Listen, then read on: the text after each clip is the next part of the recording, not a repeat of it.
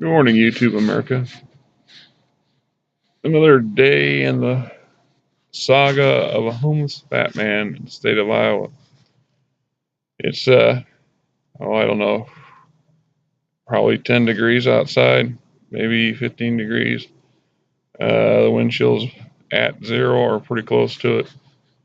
Uh, Windows on the inside of the car, outside the car, iced up, froze over. Um, it's cold, folks. I never had the situation before I went to prison. Always had a place to stay. Wasn't always grateful for it. I never considered what other poor, unfortunate people might have to deal with, cope with when the situation of their life with them on the street. How much time have we ever really given thought to the life situation of other people? We're so busy with our own lives, and oh, quite a few people have some empathy, a little bit of uh, let's just donate money to charity and at least consider that poor guy over there, that poor lady over there, for a moment as we rush by to go do whatever it is our routine for the day is going to be. We don't give a whole lot more thought than that. It's a much different situation when you find yourself in front of that or under it yourself. You know, I don't expect anybody to give me any sympathy or any pity. Obviously, that's not going to happen. I couldn't get even a dollar. I tried to go the GoFundMe for 3 months and couldn't even get $1 out of somebody. So here I am, still situation still not that great. Uh, I grant you that it's a situation of my own making that I committed the felony that put me in prison. That I did my time and I discharged, and I had nowhere to go. I couldn't allow them to ship me out of state to some place where I could find you could go to a shelter. Somehow it seems criminally negligent on the part of the taxpayer in the state of Iowa to allow the legislature to create a law or series of laws that guarantees that a small percentage of people, of felons, are going to find themselves unable to take advantage of the emergency services that the taxpayer uh, and the charity giver help support. I'm not the only one that's staying here at this place. I'm lucky in that I have this thing here. Although, as I've said many times before, this is actually my mother's car. So, in theory, I don't have a car. I've been trying to save money to buy a van to improve my situation. At the same time, financially, I'm trying to be responsible to my wife and my mother's needs, and I've had to spend money to repair this thing. I had to spend $100 yesterday to get me back in this thing when I locked myself out by mistake. I've had to spend money to fix a snowblower for my mother and other numerous things. Uh, Money goes pretty fast. I mean, I have a job, but my back child support's $150 a week. You don't. Well, you can make the argument. Well, you're the one that got somebody pregnant. No. Well, there was two of us there, if I recall. They willingly participated, and none of them had to pay this. None of them have a quarter of their check, a third of their check being taken, up to half of their check. So This week here is a slow week. I am looking at probably the first check since going to work for these people of a 40-hour check. So uh, as my income decreases, the more of my percentage goes to back child support. The state of Iowa says they can take up to 50%. That's half. Not before taxes, but after taxes. So if you get, $300 check, they're going to get half of it. They're going to take taxes out, and then half of it's going to go to child support. So I might end up with a $120 check. Pay, how do you pay rent with that?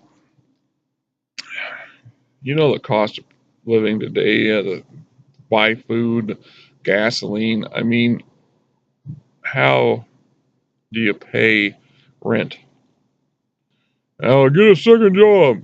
Uh, yeah, except in this state of Iowa, child support will take money out of the second job as well. So you're not really gaining ground that much by working two jobs. Better off to have a job that can pay lots of overtime, but you're not always guaranteed overtime, so it comes with it. Comes with the territory. I mean, I'm sitting here and I've got really, really thick sleeping bag that my sister purchased for me. I have a second sleeping bag that I'm laying on to double insulate. I have the car itself. I mean, I can run the car. That costs gasoline. The weather's cold, but it's not that cold yet. It's not uncomfortable at the moment. That's the key word here now, isn't it? At the moment. Because this is Iowa. Winter's just getting started. Excuse me, I just woke up, so I'm still drifting in and out. You know, January and February comes and the temperature stays at or below zero. Well, it's going to be a lot rougher. I've had offers. I've had good people offer to let me stay on their couch, offer to let me stay at their place. But because of the 2,000-foot law, the residency law of the state of Iowa, I can't take them up on that offer because I would put myself at risk of going to prison, and I won't do that because it's wrong. Yet, it's okay if I put myself in a life-threatening situation because I can't take advantage of shelters or places of charity because of that same law. Meanwhile, as I've said, there's 8 or 9 other people, 8 men and a woman, who come in every Wednesday to the Polk County Polk County Courthouse to file their homeless status.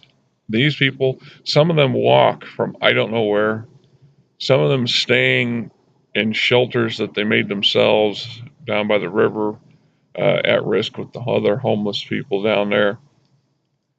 Those folks, when it gets brutally cold, can go to the Bethel Mission or a number of other church-based, faith-based places.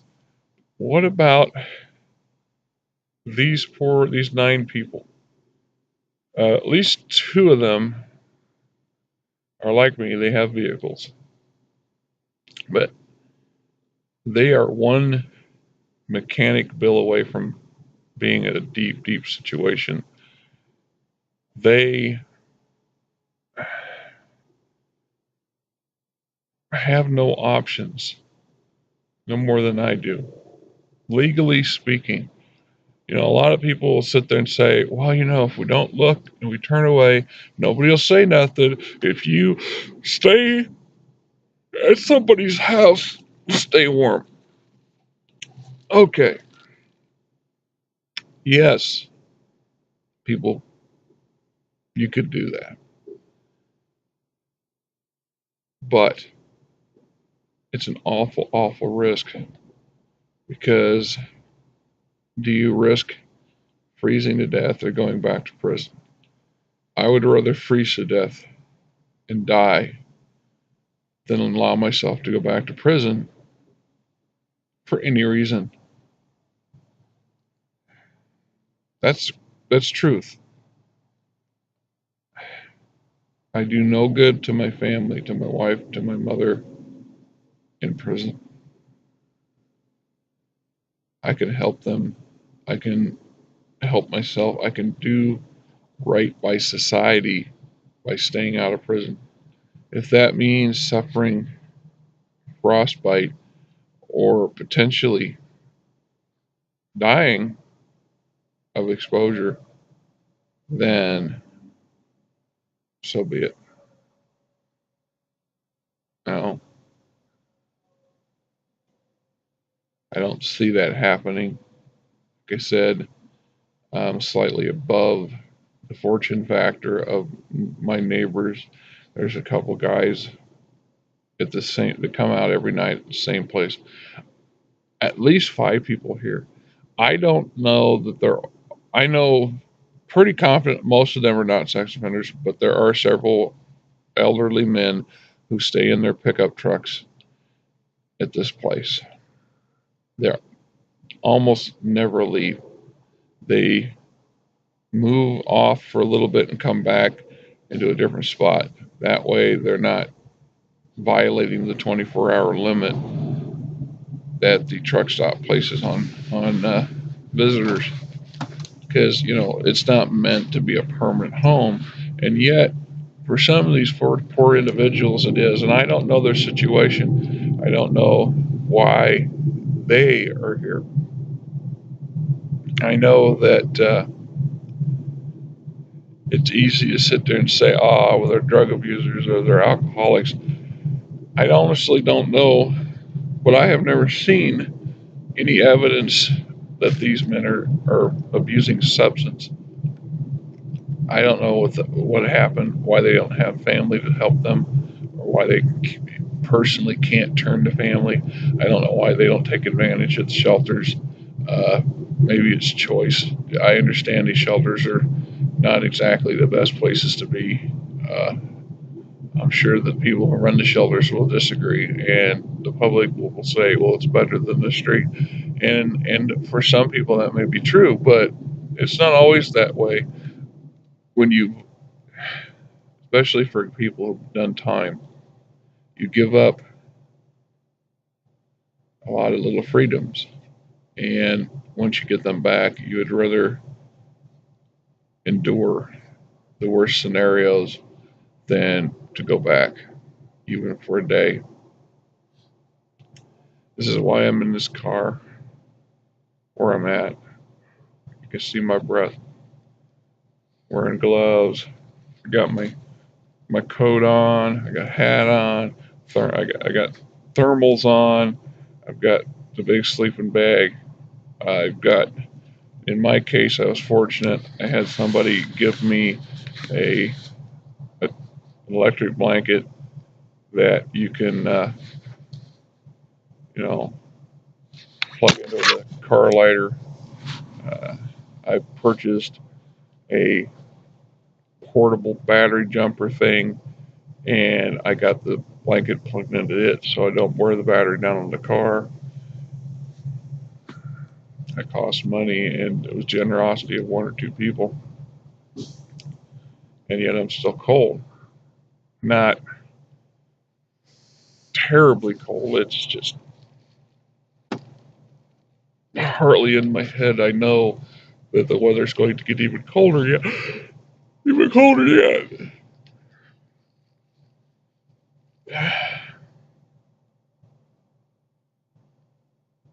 No, I don't know why I even bother doing these video logs.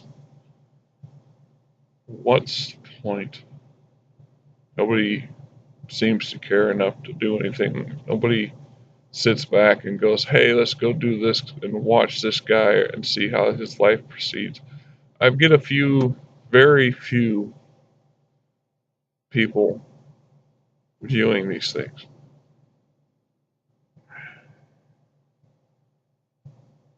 But even if a few people see something here and it clicks and they find that it helps them avoid some mistakes or to appreciate things better, what they have, then it's a good thing. Then you know I'm doing the right thing here. I do know it's cold in here. I know that it's about 9 o'clock in the morning. I've got my 6 hours of sleep in, more or less. I can easily say I resided in the car for the day. From here on, I can go to visit my mother's house and spend the whole day there. Yeah, figure that out. If you get an answer, let me know how this works out because I don't quite understand the residency. This little law that they have that defines where you sleep as your residence and home can be something else. And I'm grateful that it's a very poorly written law. But the fact of the matter is that because it's poorly written, tells me that they did not think very long and hard about the implications.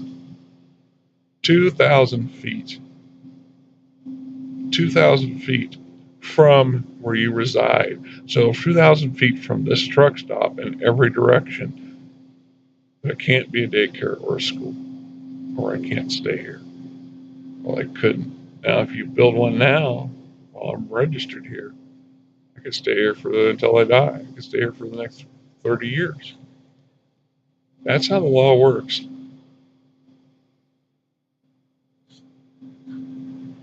Meanwhile,